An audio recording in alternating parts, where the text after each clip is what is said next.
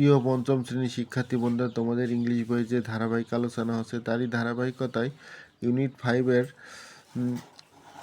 যে লেসনটা আছে সেটা তোমাদের করে দেখানো হবে। স্টুডেন্ট কাউন্সিল,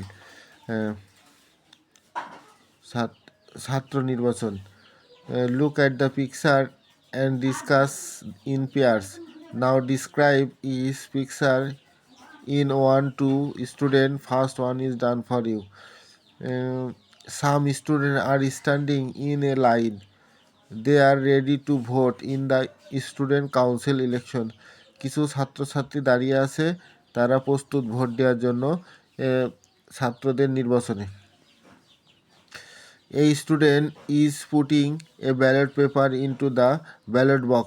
একজন ছাত্র একটি ভোট বাক্সে তাদের ব্যালট পেপার পূরণ করছে। Others student are standing line to vote. অন্য ছাত্রছাত্রীরা ভোট দেওয়ার জন্য লাইনে দাঁড়িয়ে আছে।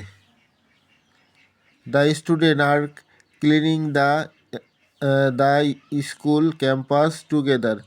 ছাত্রছাত্রীরা তাদের বিদ্যালয় পরিষ্কার করছে একসাথে।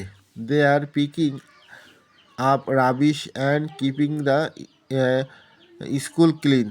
তারা একসাথে ময়লাগুলো এবং একসাথে তারা বিদ্যালয়টি পরিষ্কার করছে।